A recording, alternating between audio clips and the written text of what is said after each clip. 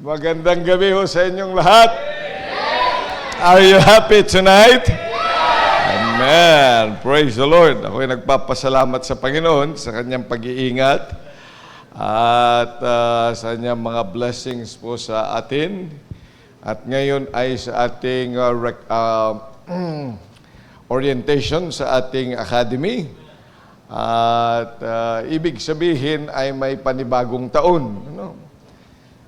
Ibig sabihin ay may pagkakataon muli na yung mag-improve from the previous years. May pagkakataon pa. Ano ay bilang mga mananampalataya, every new beginning should always be a challenge. We have not arrived yet. Ang sabi ni Apostle Paul, dapat natin tandaan na kahit na anong na-accomplish natin from the past few years, ay hindi yun ang magiging batayan natin kung tayo ay medyo titigil o kaya magmamalaki or whatever. Kaya matutunan natin to let the past behind and we've got to reach the things which are before. Dapat yun ang matutunan ng bawat isa sa atin. At since this is a orientation, I would like us to be reoriented as a church, as a school, and as families to the ministry that we have. Now, ang Christian Bible Baptist Academy ay hindi yan separate body from the church. Hindi yan separate. Kaya po nakalagay doon, CBBA is a ministry of Christian Bible Baptist Church. Andito ba yun? Saan nakalagay? Ayun, no? A ministry of CBBC LB. Ministry yan.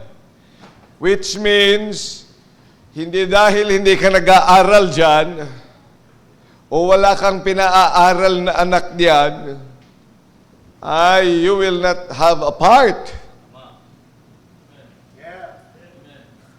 O kaya nakapagpatapos ka na ng mga estudyante mo dyan, ay wala ka ng bahagi, meron pa rin. Kasi ministry ito ng simbahan.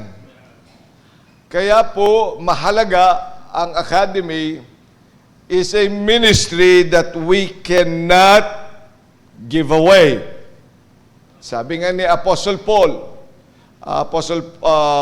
di ba, sa 2 Corinthians chapter number 4, ano sabi na 2 Corinthians chapter number 4?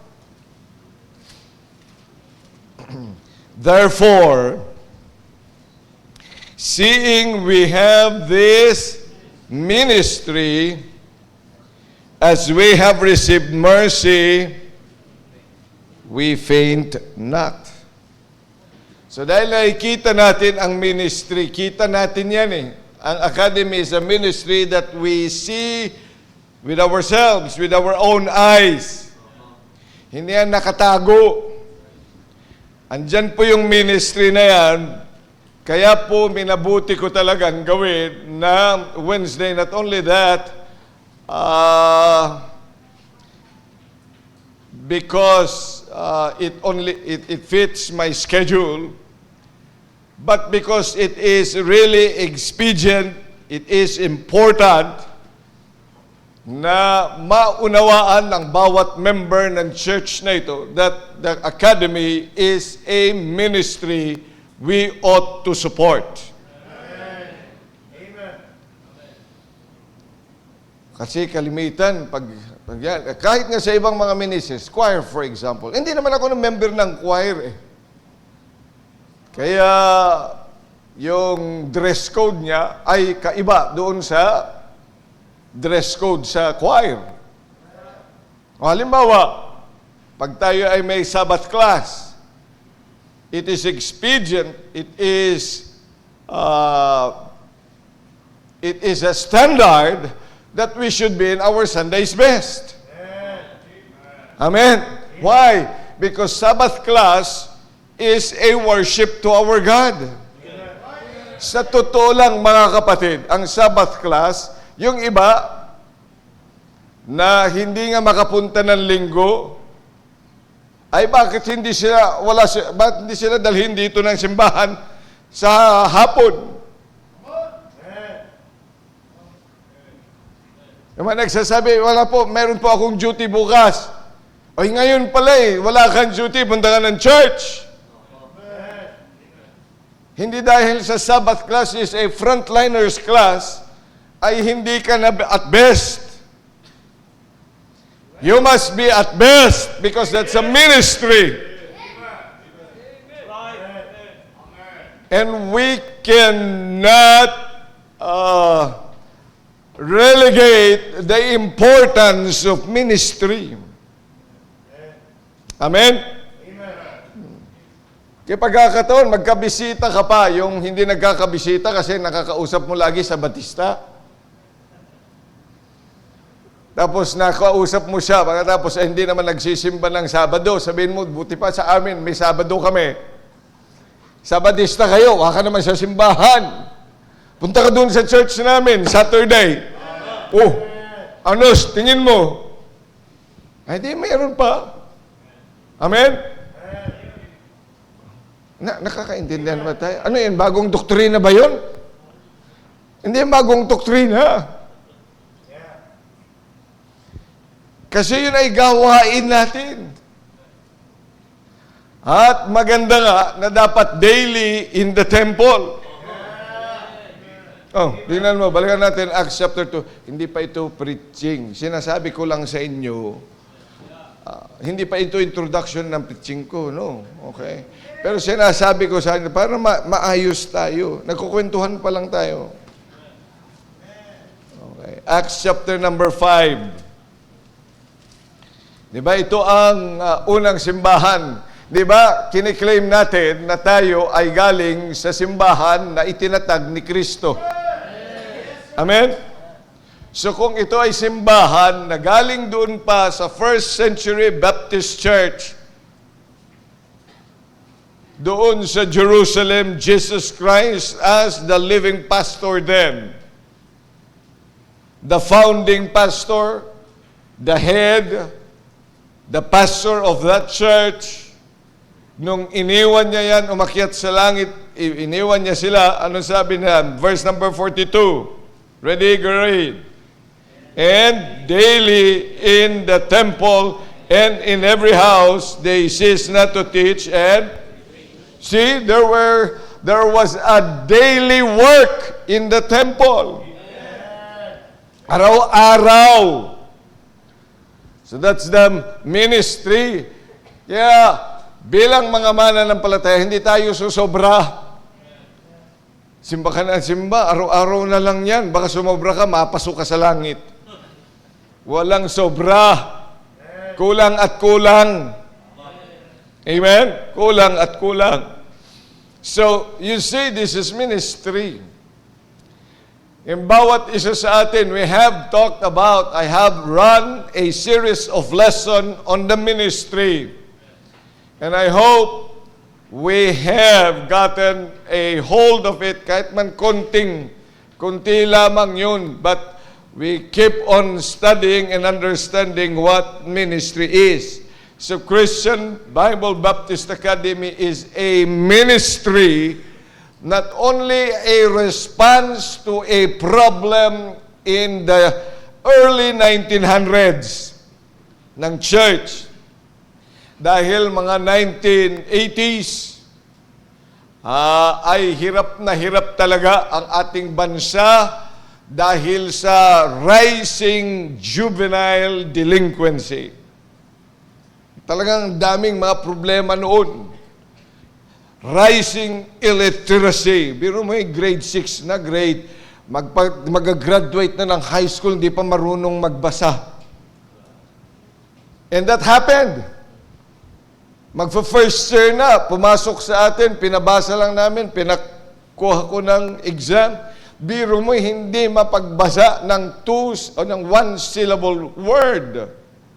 Pero mag-grade 7 na. Kaya nag-umpisa yan sa pre-elem. Sa nursery rhymes. Doon sa A, B, C, D.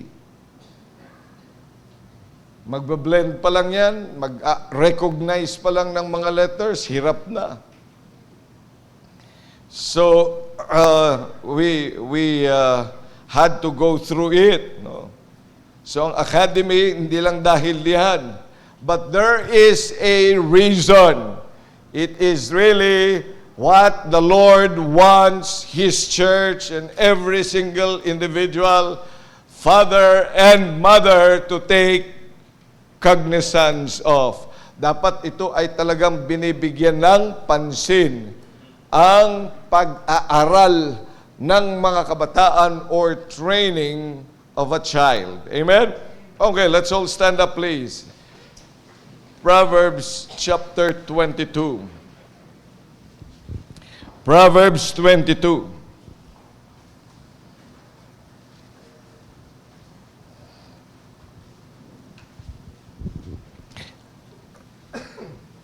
Basahin natin verses 1 down to 6.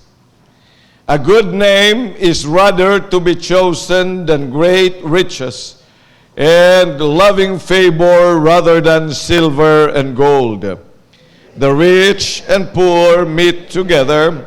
The Lord is the maker of them all. A prudent man foreseeth the evil, and hideth himself, but the simple pass on and are punished. By humility and the fear of the Lord are riches and honor and life. Thorns and snares are in the way of the froward. He that keep his soul shall be far from them. Train up a child in the way he should go, and when he is old, he will not depart from it. Biro mo yan, before verse number 6, ang prelude niyan is a good name is better to be chosen. Kasi dapat talaga yung matutunan ng isang tao ay magkaroon ng decision to choose what is best. But choosing what is best without proper training ends in demise. Kaya nasisira ang mga tao because we are letting them decide things which they were not trained to do so.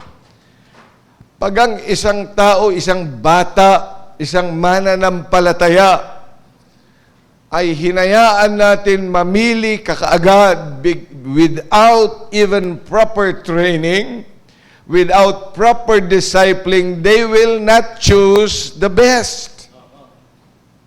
They will always choose the worst, what they think, they feel it is good.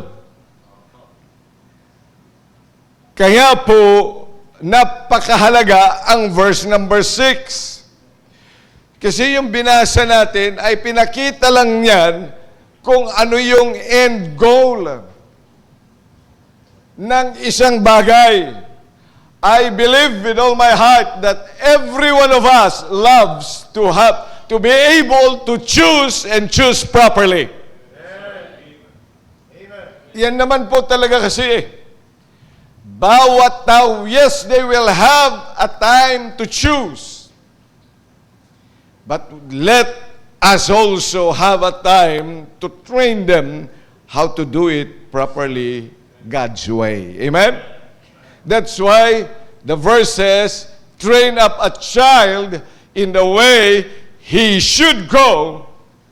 And the next is, and when he is old enough really to decide, old enough to be left by himself, old enough, he will not depart from it. Amen?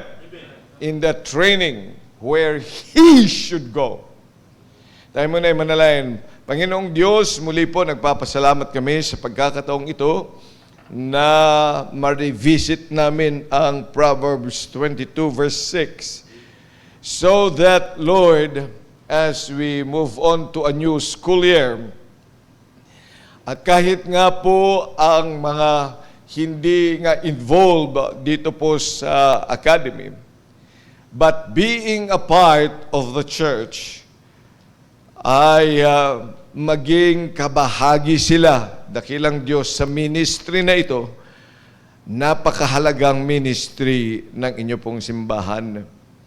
Hindi po ito imbensyon, but this is a necessary ministry for every Christian and every family. Maraming salamat po sa pribilehiyong ito, sa pangalan ng Panginoong Hesus. Amen. Okay, please take your seats.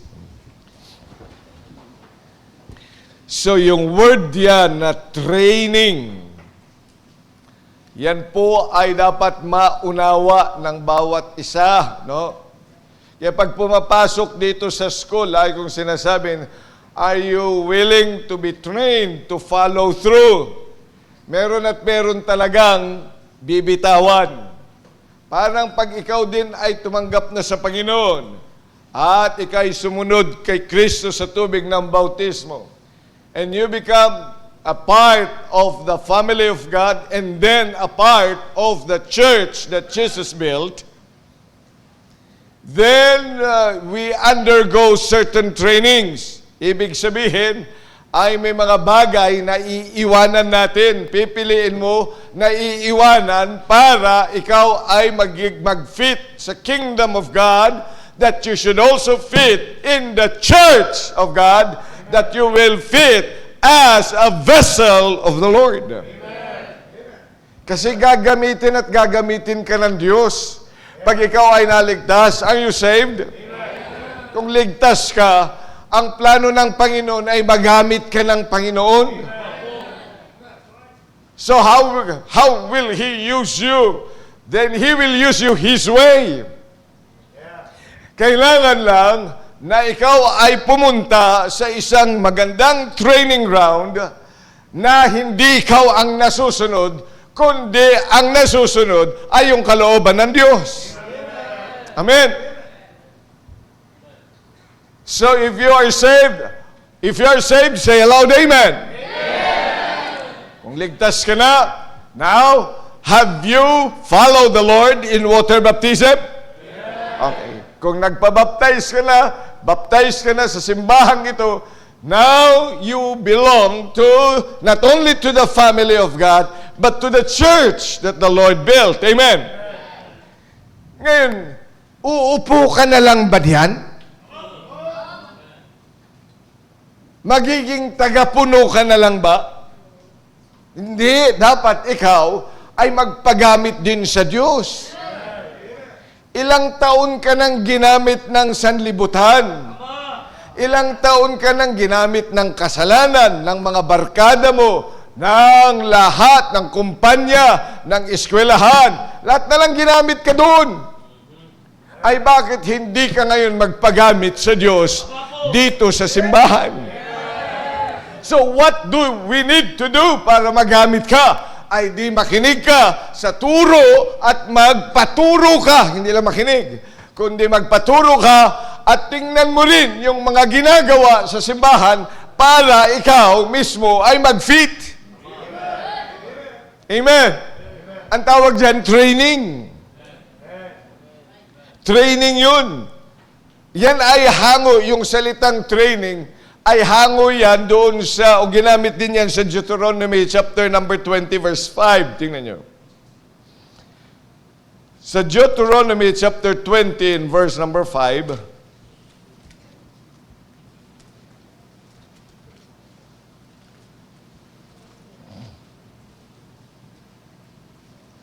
and the officers shall speak unto the people, saying, What man is there that hath built a new house, and hath not dedicated it?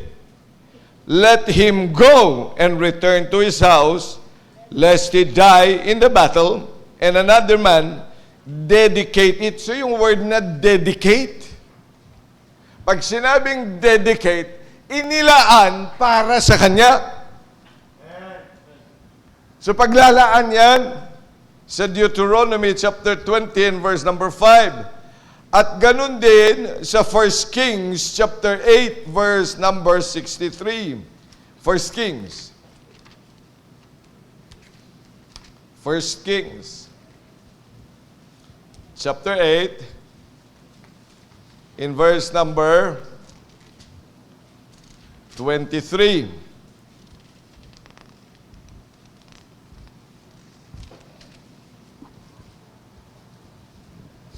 Anong sabi diyan? And he said, Lord God of Israel, there is no God like thee in heaven above or on earth beneath, who keepest covenant and mercy with thy servants that walk before thee with all their heart. You see that kind of a dedication? Nakalaan para sa Diyos. Inilaan yan. Yan ang ibig sabihin ng training. Kaya nga, yung nakalaan para dito sa lugar na ito, dapat ganito. Nakalaan ang pulpit, dapat ay dito. Kaya nga ang pulpit nasa gitna. Kasi ang nakalaan talaga yan. The pulpit should be the center of worship. Why? Kasi dyan ipinapangaral ang salita ng Diyos. Because we cannot worship the Lord without His truth. Ay, kahit na magkantahan lang tayo na magkantahan dito. But if the word is not preached, the true word of God, the truth, then there could be no worship at all. Kasi walang magagabay sa atin. You see, that's why the Word of God should occupy the central portion of worship. Amen? Kasi nakalaan yan. Yan ang nakalaan. Ang pulpit nakalaan para diyan. So, ganun din. No? Yang pew naman na yan ay nakalaan para ang tao ay maupo at makinig. Amen. Hindi para magsayawan. Pag naiinip na, at saka hindi tulugan yan. Umuwi ka para matulog. Huwag dito. O kaya pagkatapos ng service, kung inaantok ka na, pwede kang matulog dyan. Pero habang nagpipreach at tayo ay may service, hindi tulugan yan. Hindi rin yan para mag-date. Amen. Hindi rin yan para magsingilan ng utang. Hindi yan nakalaan yan. Hindi yan para magchismisan, ha? Yan, hindi rin yan para tumingin ng mga mali sa katabi mo. O kaya sa nagsasalita. Kundi nandyan yan para makinig ka ng salita ng Diyos at bisitahin mo mismo ang iyong puso at iyong mga gawi. Amen? Yun. Kaya yan ang ginagawa. Kaya yung mga nakikipag-usap sa iyo habang nagpe-preach, sikuhin mo at sabihin mo, sana ikikinig ako. Sige nga, turuan kita. Biblical, ganito. Get thee behind me, Satan. Sige, try mo. Try it. Pag ngayon nakikipag-usap sa'yo, ang dapat hingay nakikinig ng salita ng Diyos, sikuhin mo, sabay sabing, get thee behind me, Satan. Sa totoo, nagpapagamit ka kasi. Alam mo kung bakit? Iniistorbo mo yun, nakikinig yun eh. Dapat mayroong sasabihin na sa kanya ang Diyos, inistorbo mo! Kaya magpagamit sa jablo. Sabi mo, saved ka. Are you saved? Kung saved ka, anak ka ng Diyos. Bakit hindi yata? Kung saved ka, anak ka ba ng Diyos? Anak ka ng Diyos. Kung anak ka ba ng Diyos, dapat nakikinig ng salita ng Diyos. Kung may nakikipag-usap, habang nagpipreach ng salita ng Diyos sa'yo, dahil sa pagpipreach ng salita ng Diyos, ay nakikipag-usap ang Diyos sa'yo, meron nakikipag-usap pang iba, kaninong dila yun? When a pastor preaches the Word of God, he preaches from the very Word of God. He becomes the tongue of the Lord. Pagkatapos nakikikontra ka. Oh. Ay, dito ang tingin. Huwag yung katabi mo, ang tingnan mo. Dito. Pwede ka naman tumingin na, get thee behind me, Satan. Pero nakatingin ka pa rin dito. Huwag kasi kayo masyadong magsiksikan para hindi kayo nagkakaistorbohan. Ang lawak naman, no? Ba't malamig ba? Papapatayin ko yung aircon. Kung nilalamig kayo. Bawasan mo nga. Ivan, bawasan mo nga ng lamig. Lagyan mo ng heat. Kung nalalamigan. Nakalaan kasi yan, kaya may pew nakalaan. Ang oras na ito, nakalaan para sa pangangaral. Kaya ilaan mo rin yung tenga at yung isip at puso mo para doon sa pinag-uusapan. Training ang tawag niyan. Maging yung isip mo kasi may iniisip ka, gutom ka, di ba? Ay, hindi pa? Sinong hindi pa kumakain dito, pakitas ang kamay? Oh, marami. Pakitas ang kamay. Oh, yan. Sinong kumain na? Ayan. Okay. So, may mga hindi pa kumakain. Pero kumain ka na, gutom ka ulit.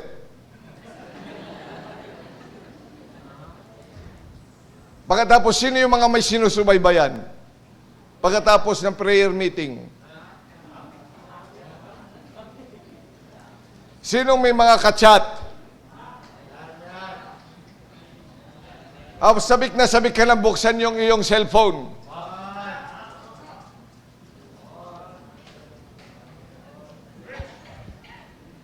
Ayun ang nagsasabi ng yung sa isip mo, kaya nawawala ka.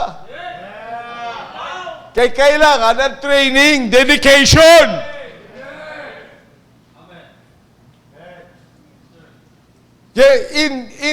In the definition of terms, it means setting apart.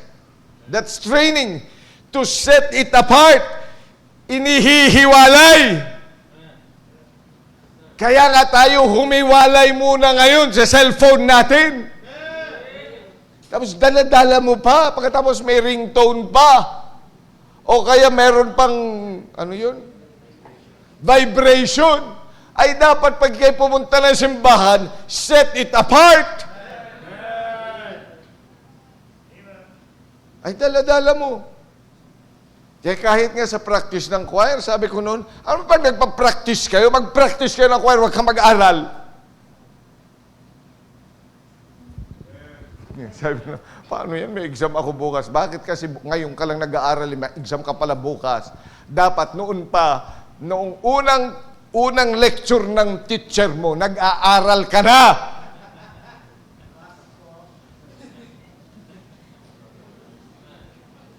Para pag sa exam na kinabukasan, tutulog ka na lang.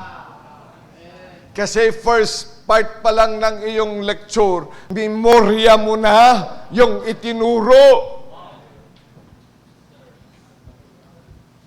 Ay paano hindi ka dedicated mag-aral? Hindi ka nagpapatrain? Bakit ka nagpunta ng school? May baon. Pag hindi punta ng school, wang baon. Saan nakalaan ba yung baon ninyo? O bakit nga ba binibigyan ng baon? Sabi, pambili daw ng pagkain, pero anong binibili? Load. Ang totoong word na train, naka-dedicate, set apart. At pangalawa, sabi niyan, the second part of that definition is guiding deliberately to a particular path. So, hindi lang naka-set apart. Pero yan din, definitely and with determination and with deliberation, ginaguide yun. into a certain path para doon siya masanay. So, tinitrain ka, for example, ayaw mo ng okra.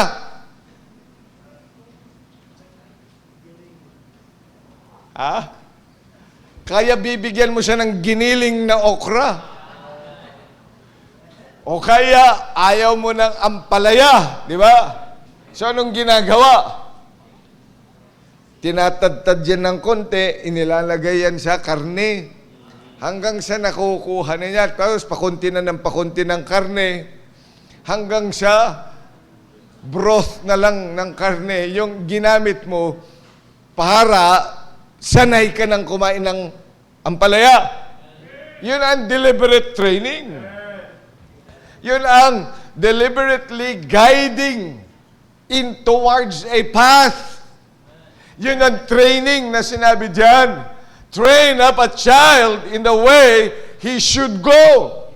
So not only physical na bata, na physically, the body, yung bata, the child, but even the child in us as individual Christians. Remember, you are a child of God. Kailan ka ipinanganak? Kailan kayo pinanganak? Bilang a child of God. Kailan kayo pinanganak?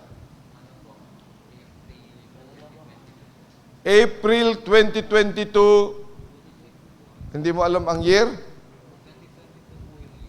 2022. April 2022. So, ilang taon ka na? 3 years old. 3 years old ano ka nga ba? Si Mark Hill. 3 years old. Ivan, ilang taong ka na? 25 na? Niwala ako. 35 ko na eh. 25. Ikaw, ilang taong ka na? 3 years old. Maniniwala kayo 3 years old to? Maniniwala kayo 3 years old to? Ikaw, ilang taon na? 5 years old ka na? Halika nga dito. Bilis! Ito, 5 years old. Ito ay 3 years old. Ikaw, ilang taon na nga? Ay, ikaw pala. Ilan nga? Di ilang buwan. Ilang buwan ka na? 2 months. Halika, 2 months. Ito, 2 months to. 2 months. 5 years old. At saka, 3 years old. Pambihira. Ikaw, ilang taon na? 5 years old ka na rin? Ikaw, ilan na? 2 years? Halika dito. Halika dito. Ikaw, Ken, ilang taon ka na? 3 months? Halika dito. 3 months. Ito, 3 months. Ano na? Tingnan mo to. 3 months pa lang yan. Sasalita. Asan yung mga 2 years old? 2 years old, 3 years old. Ito. Doon ka. 2 buwan, 3 buwan, 5 taon.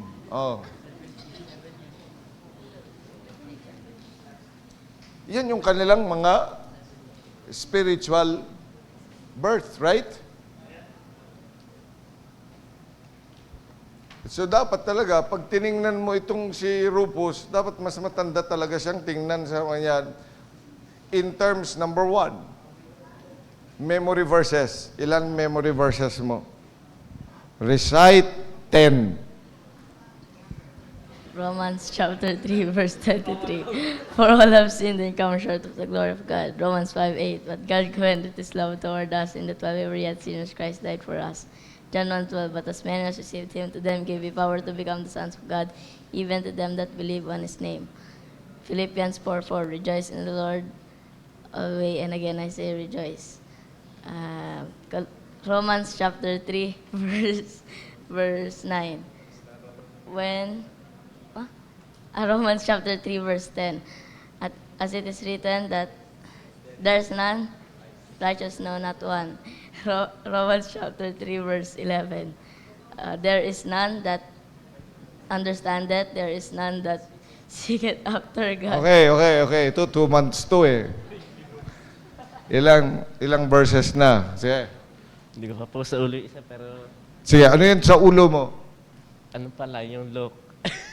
Luke chapter 1, verse 37. Sige nga. For with God, nothing shall be impossible. John 11:35. Hindi ko pa. Hindi mo pa alam. Ikaw, anong verse mo? Mga 5 lang po ata. Ha? 5 lang po ata. Wow, pimbira, 3 buwan. 3 buwan? 2 buwan, pero may 5 na siya. Ay, yung iba dito, nakailang taon na kayo. Ilan ang alam nyo? Ito. Ilang taon ka na? 3 years old ka na. So marami ka nang alam na kanta. Ano ang paborito mong awitin? Maliban sa This is the Day. Rejoice in the Lord. Rejoice. Okay, kantahin mo nga yung God makes no mistake.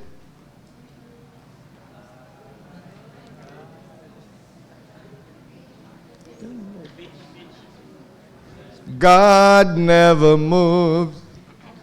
God.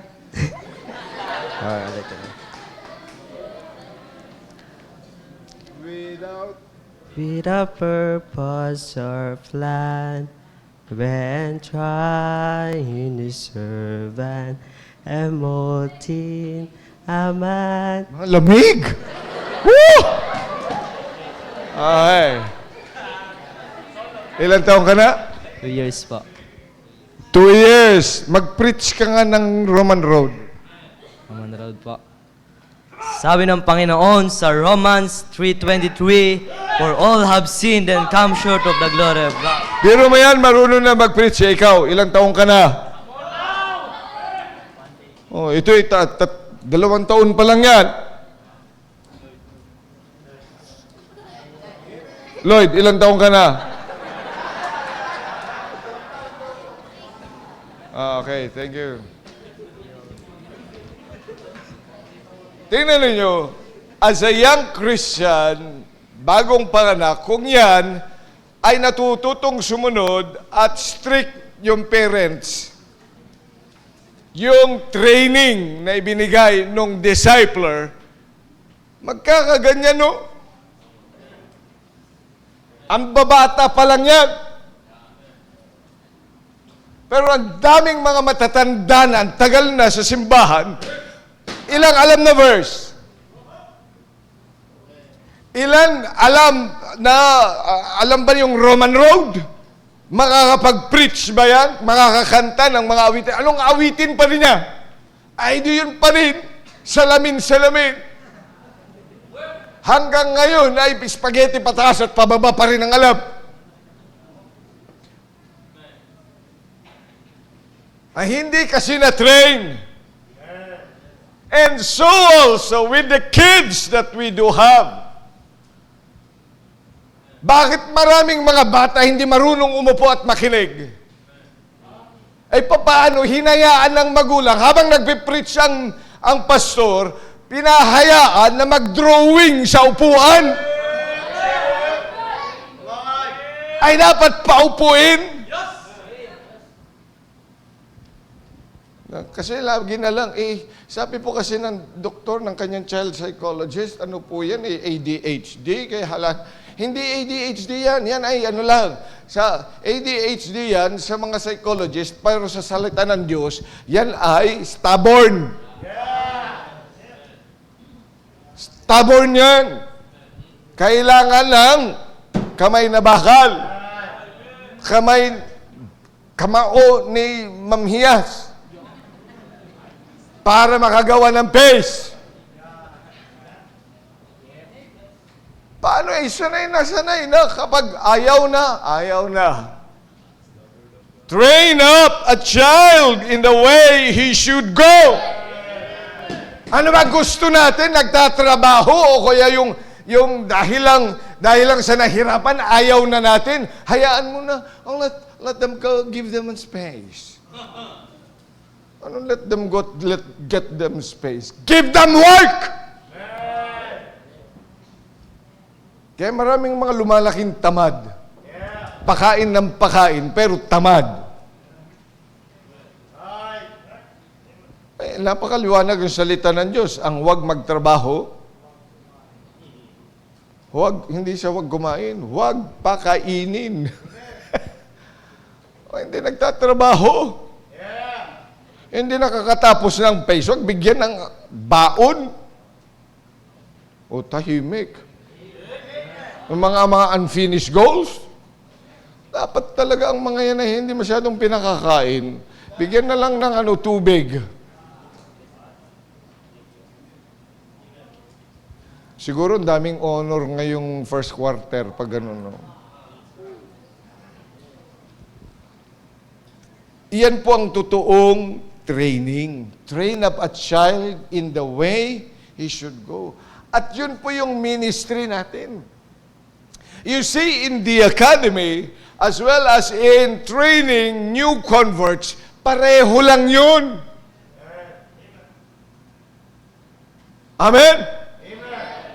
So, in the training, we need an environment na magkakapareho. Kapag magkakaiba yung mga pinupuntahan yan, tiyak yan, magkakaiba-iba din. Kaya marahil, dito sa church, nasunod kay pastor, pagdating sa bahay, hindi nasunod sa magulang, may problema. Ang problema, hindi yung pastor at simbahan, ang problema sa bahay. Lalo na pagdating sa school, kung ang problema sa school, naku, hahatawin ko mga staff. Ay dapat pareho lang. Kung ano ang rule sa simbahan, ano yung sinabi sa simbahan, ay yun din dapat follow up doon sa school. At ganun din sa bahay. Para maganda training. Kung hindi, nagpo-produce tayo ng mga monsters o kaya mga hunyango o marami ng politiko ng bansa na 4 ang mukha at 5. Na kung saan siya mabaling, para siyang hunyango, para siyang chameleon. Ano nga yung chameleon? Lloyd? Ano ba yung chameleon? Hunyango. Ano yung hunyango? Ito na lang tanongin natin mga senior citizen. Ano nga ba yung hunyango? Nakakita na kayo ng yung hunyango? Yung chameleon. Ha? Navy? Sa TV? Ano nangyayari sa chameleon? Nagbabago ng kulay. Yun nga, hunyango yun. Oh. Pag yan, di ba? Pag humawak siya sa brown, nagiging brown din siya. Parang politiko. Oh, ganun lang yun. Parang maraming Kristiyano, pag nasa simbahan, naka-necktie. Okay? May dalang Bible. Okay? Pagdating sa school, ayos-ayos din lang ayos-ayos din ang buhok, di ba? Pagdating sa school, ano na may itsura? Nakaganyan. Pagkatapos may kulay. At tapos, ay yung pantalon, kaganda-ganda pag nasa simbahan. May warak dito at saka dyan, di ba? Oh. May mga ganyan mga Kristiyano. Pang mga babae sa simbahan, ang gaganda. Naka-skirt, long. Pagdating sa labas, short. Pang mga lalaki din, ganun din, di ba? nakabarong dito, pero pagdating sa bahay, nakasando na at nandoon kung saan-saan ang ginagawa sa labas. Parang dito rin, kakaawit lang ng God never moves without purpose or plan. Pero paglabas, anong kinakanta mo, Robin?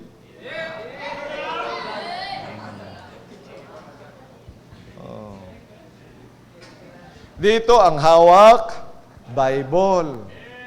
Sasabihin pa, let's raise our Bible! Oh, pero pagdating sa labas, baraha, comics. Ano, dala-dala mo? Ay mga hunyango. Kung ano ang dito sa loob, ay dapat karoon din paglabas. Amen? Dito, amen ng amen. Pag natutuwa, ulit natin, pag natutuwa, praise the Lord. Dapat sabay tayo yun pag lalaki, di ba? Okay. Pag natutuwa, wow. Pag sumasang-ayon, yan. Pag nagagalit,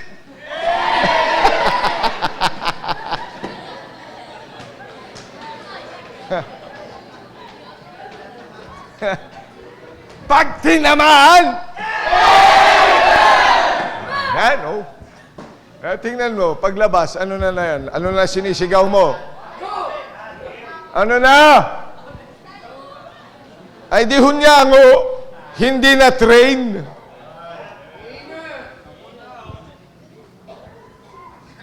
Kaya po dapat talaga sa lahat ng lugar, mayroon tayong katuwang. Kaya po ang tamang training, it's a triumvirate. Lalo na sa mga bata. Kaya dapat po yung tahanan, kaya po nire-require ko talaga na ang mga magulang ay kasama sa pag-aaral ng anak. Ay kung hindi, bago na naman yun doon. Kung inaalaw doon sa bahay at hindi dito, ay walang mangyayari sa training na yan. Yung cellphone na yan, dito nga hindi inaalaw. Kapag doon naman sa bahay, ay pambihira. Hindi ka makapag-amen talaga. Kundi masasabi mo lang pambihira talaga yan. Dito, nabuhay ngayon mga basics na ito na walang cellphone, di ba? Di ba masaya? Nabuhay rin kayo, ano? Oh. Pero ilan ngayon sa bahay nyo, ano na? Nangangalumata na naman? Sa kasi cellphone? Ay paano pinayagan sa bahay? You know, training should really be one. The family or the home, the church, and the school. Para hindi malito ang bata at hindi tayo mag-produce ng undedicated one. O kaya yung mga nagtatago ng kanilang mga kasalanan. Ang hilig ng magtago, ang hilig ng magsinungaling, kaya yung mga bata, marahil na sa Christian school, pero tinitrain na magsinungaling. Why? Kasi doon sa bahay, o kaya doon sa school, pinapayagan. But we ought to understand that this ministry ay dapat nagkakaisa ang tatlong lugar na yan. Tatlong environment ng tawag natin dyan. Kaya kung hindi makikiisa ang mga magulang, ay wala pa talaga mangyayari. Dito nga, mapapatapos mo na gumawa ng paces, pagkatapos mag-a-assignment. Kaya nga, sa totoo lang, it was not my policy na mayroong homework. Bakit? Eh kasi gusto ko nga magtrabaho sila sa bahay. Pag uwi sa bahay, dapat naglilinis sila, dapat sila naglalaba, dapat namamalansya. Dapat naglilinis ng bahay, ng bakuran. Dapat yun ang kanilang ginagawa. Pero naging reason na lang yung unfinished goal para maupo. Pagkatapos ay titingnan lang naman yung yung kanyang face, pero wala namang gagawin. Randel, nangyayari ba yun sa'yo? Gumaganyan ka eh. Amen ka ba? Parang relate na relate ka sa sinasabi ko. Oh.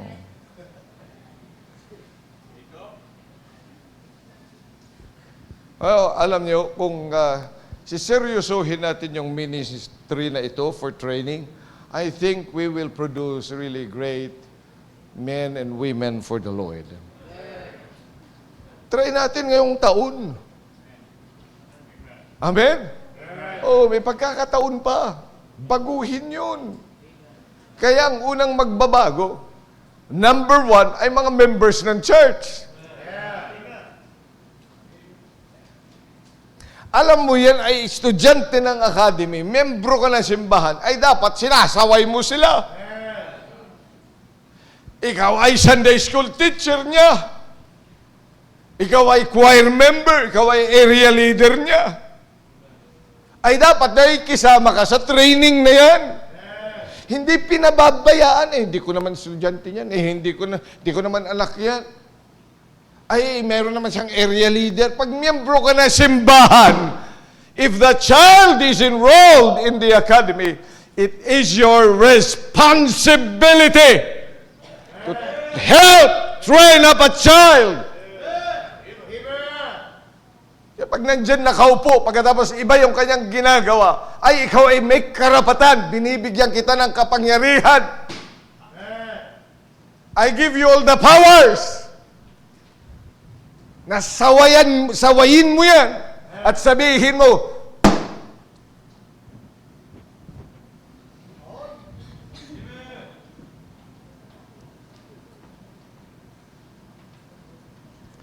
dahil kailangan niya makinig ng salita ng Diyos, kailangan niyang magtino. Dahil yan po target ng kaawayan. Bawat kabataan dito, I believe that with all my heart. God has a purpose for that very precious life. At wala akong tinatangin yan. Hindi ko alam kung paano gagamitin ang bawat kabataang ibinibigay sa atin sa academy. I believe with all my heart, kahit ano pang naging background yan. Ano pang kapasidad sa tingin natin sa kanyang pag-iisip o sa mga naging karanasan niya sa buhay. But because God has given that life to each one of us, and to this church particularly, ito na yung pagkakataon that we can give the best training. Kaya kung miyembro ka ng simbahang ito, nakikiusap ako, I beseech you, with the Lord's mercies, na huwag mong pababayaan ang mga batang yan. Kaya ko rin pinatayo ang mga bagong mga estudyante sa ating academy. Because I'd like you to care. I'd like you to pray for them. I'd like you to make something else for their life and give them a moment of your time if they need it. Yes, sir! Pag nakita mo sila sa labas at may ginagawa sila at nakita mo doon sa labas, it is your responsibility as a member of the church na i-report yan sa mga magulang, i-report yan sa atin, sabihin sa atin, at sila mismo i-confront mo. Why? Because that is a precious life that the devil wants to destroy. And sabi na ba yung train up a child in the way he should go? Biro mo yung hinahayaan natin ang facilities ng simbahan, ang property natin, ang lahat yan, ang kuryente and everywhere, everything that we use in the church, ginagamit nga rin nila. That's why we have all we have all the responsibility and the power to help them grow and protect them from the clutches of the devil. The world and themselves.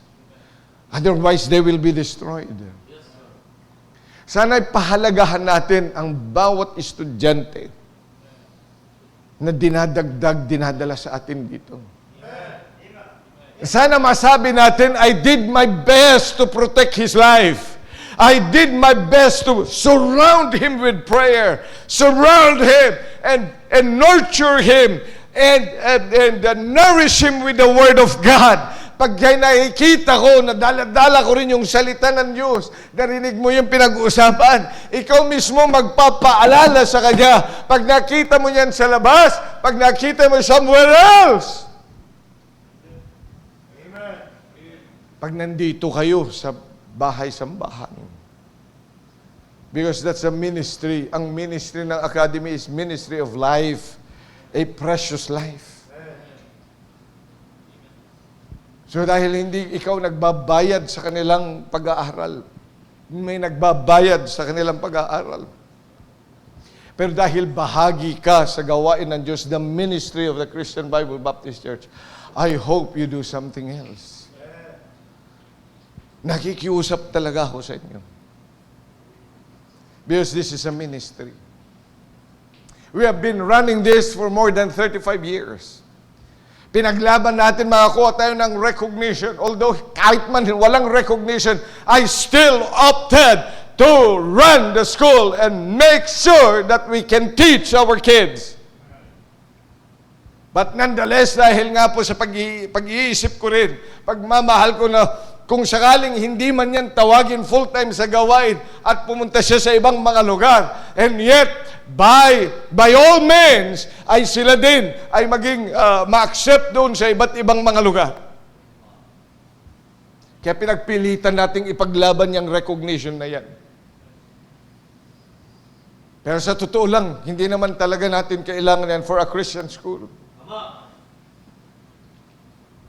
Hindi natin kailangan ang government recognition to recognize us that we are teaching right. There is separation of the church and state. Yes, sir. But nonetheless, dahil naawa pa rin ako, because we are still in this earth and in this country.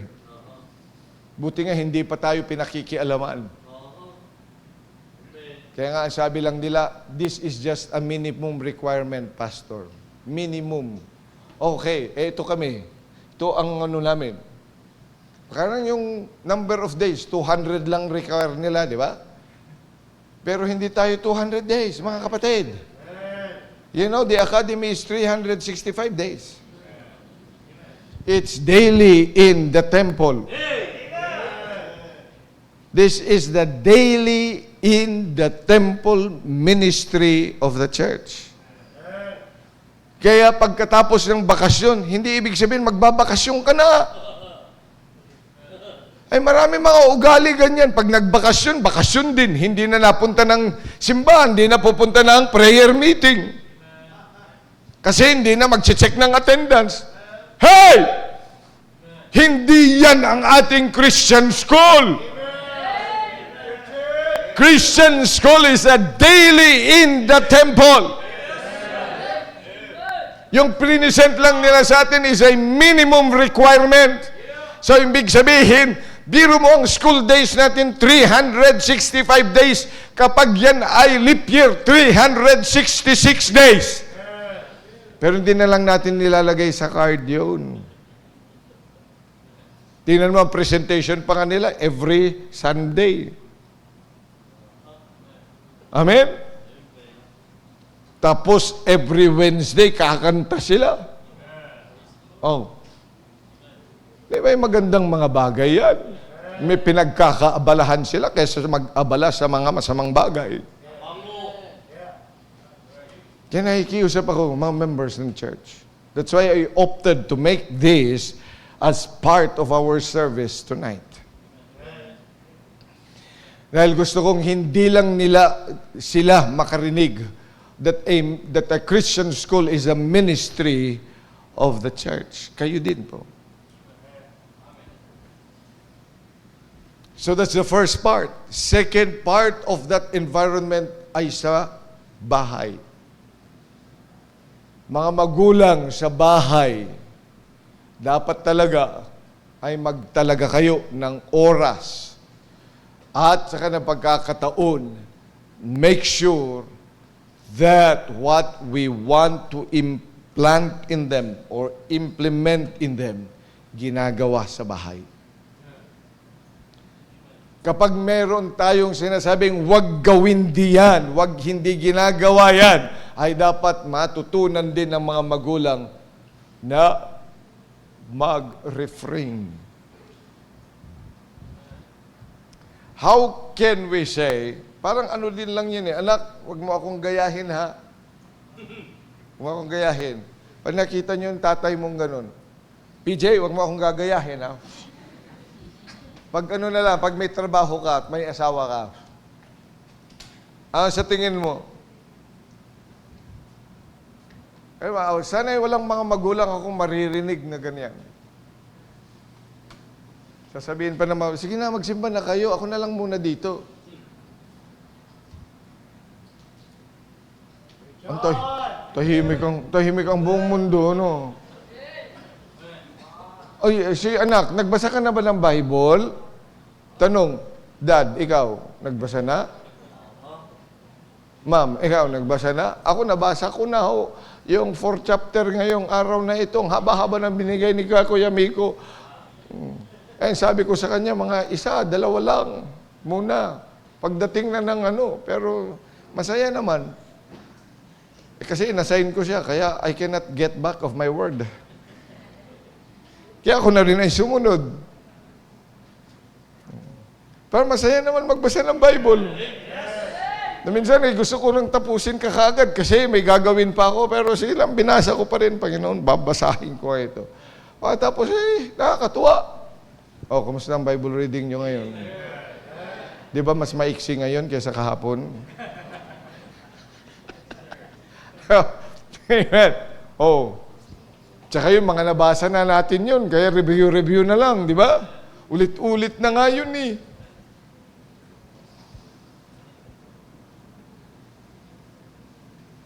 Dapat ang kanta sa bahay, kantang Kristiyano. Amen? So we need a home that is one with the church. And of course, makakaasam naman po kayo ng mga staff na i-present kanina is one with the church. Amen? Kung meron po sa kanila ang hindi sumusunod sa patakaran natin, sabihin nyo sa akin at right on the spot, tanggalin natin sila. I don't like any teacher or anyone involved in the academy that goes against the principles of the Bible. Dapat talaga ay makita sa kanilang buhay. Kaya tingnan mo, training, dapat yung trainer, trained na rin. Mahirap mag-train talaga ng ititrain mo pa, tapos nagtitrain din siya, pareho silang babagsak.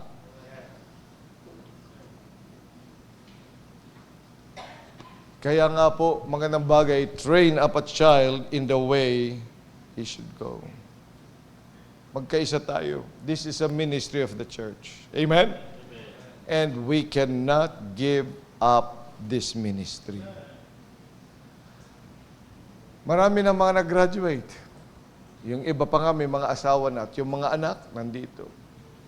Nag-graduate na nga rin yung mga nagturo dito eh. 2 na nag-graduate. Si Ma'am Neneng, di ba? Nag-graduate na, nagturo sa academy yun. Pagkatapos si Ma'am Tess na nagturo sa mga napakarami ditong mga nanay na at tatay na sa academy na nagmula sa kanyang mga kuko na nilinis ang mga puwet. Walang makakapagtago kay Ma'am Tess. Walang makakapagmalaki kasi nabulatlat na niya yung puwet nila. Dahil sa pagdumi. Talagang bilib ako doon. At kahit na nasa bedridden na yun, gusto pa rin magturo. Sabi niyan, sige, pangako nga niya kay Nia, siya magtuturo. Kaso ay nag-graduate na. Pagkatapos ay darating pang anak ni Linky. Di ba na ang pahirapan niyo? Wag na si Ma'am Tess. Ampun ninyo, triumvirate yan ng mga... Kaya, when the academy is working, kailangan ko po ang mga members ng church. Kailangan po nila kayo. Amen? Because we are training a child, one life, precious to the Lord. Kaya kayo namang mga estudyante, mapalad kayo. Dahil pinili ng mga magulang nyo na dito kayo.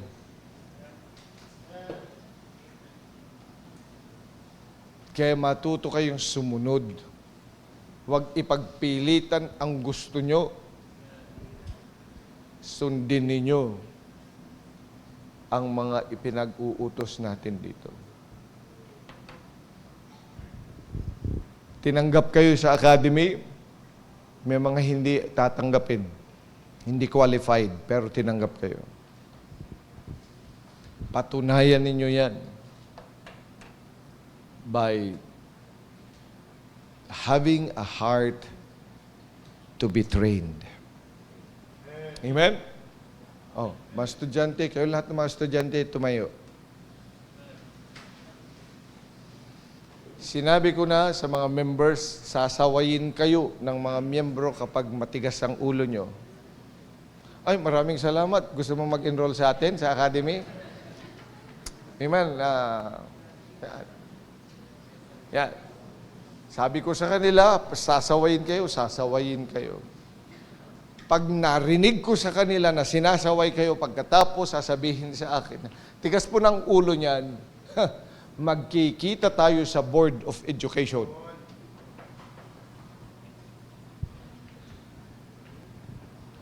Papagawa ko sa supervisor nyo, sa mga magulang nyo, huli sa akin. Kaya 4 yun. 4 na board. Kasi yung sa assistant ko pa. Ano? Sabi ni Leo, buti na lang nakagraduate na ako ngayon. Sabi din ni Vincent, pambihira, salamat po Panginoon ko.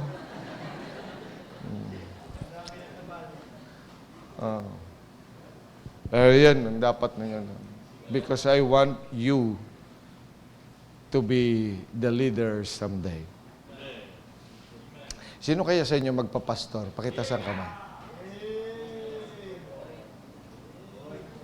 Wow. Patas ka, yung mga magpapastor. Sige nga, pakitas. Halika kayo dito. Dito.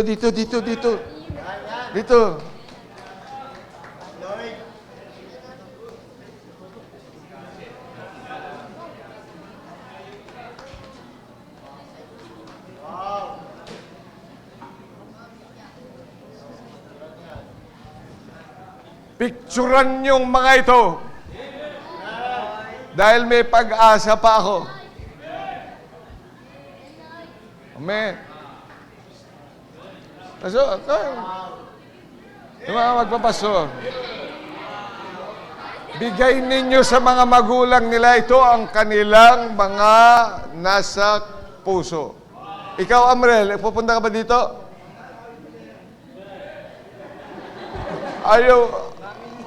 Are you going to be a pastor? Sino? Sino pa yung magpapastor talaga? Umakyat ka ito. Huwag nga mahiya.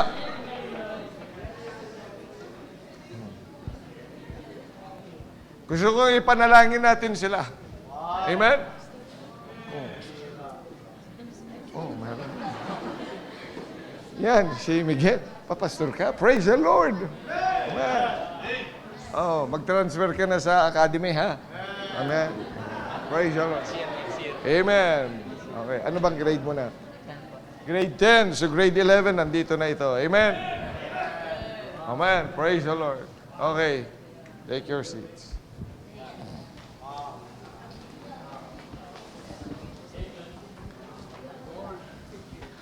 Ay nagpapasalamat noong bata-bata pa ako. Marami ring naggustong magpastor noon. Patayuin ko kaya ulit sila dito.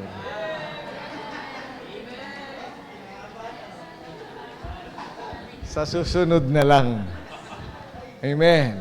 Pero may pag-asa pa. Hindi pa ako na... That's why I was asking the Lord, Lord, if you can give me another 40 years. Makita ko yung mga nangako noon pa na nasa gawain mo na. Amen. Baka yung iba hindi lang sa Argentina pumunta. Amen. San Marino pa.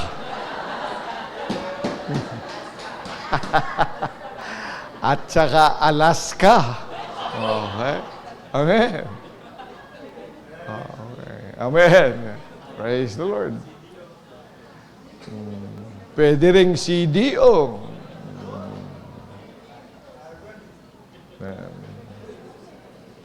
Kaya po, mahalaga ang ministry na ito.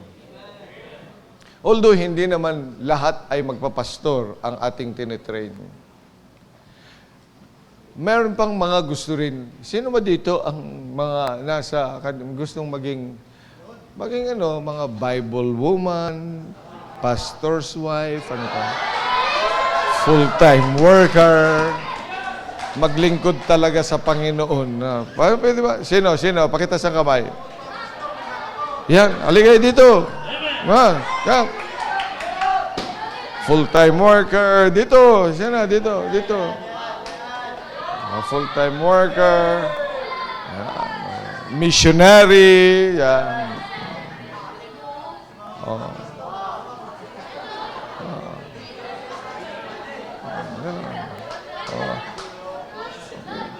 See? Ang mga ito. Dito. Yan. See? Paso. Yan. Sino pa? Yung gusto maging staff one day ng academy, hindi lalabas at maghahanap ng trabaho. Hindi yung mag-volunteer lang ba?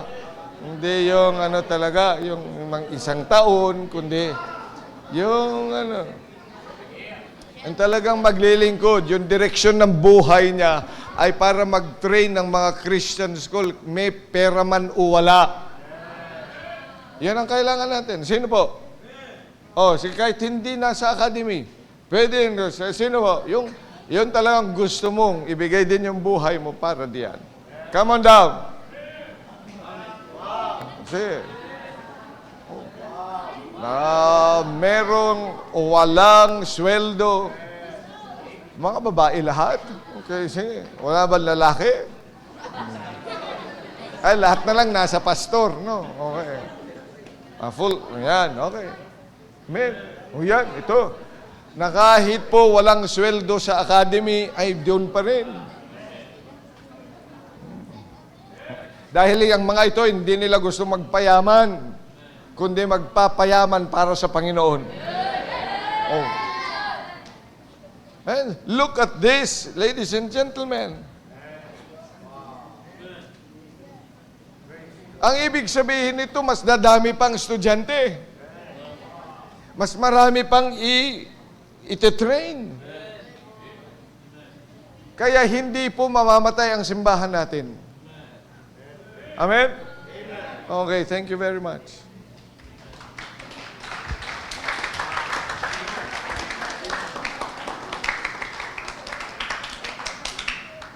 Train up a child in the way he should go.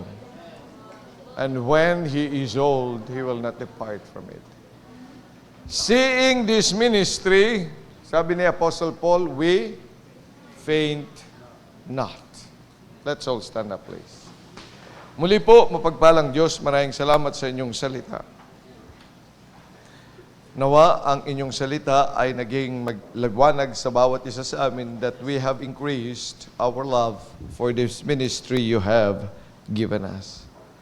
Pagpalain mo po ang mga mananampalataya na nakapakinig, nawa ay magkaroon nga po ng tamang decision to really go with the direction of this ministry of training up a child. Maging sa invitation that they would come and talk it out with you in the altar. Habang tinutugtog ang awiting panyaya, ba't hindi ka lumapit sa Panginoon?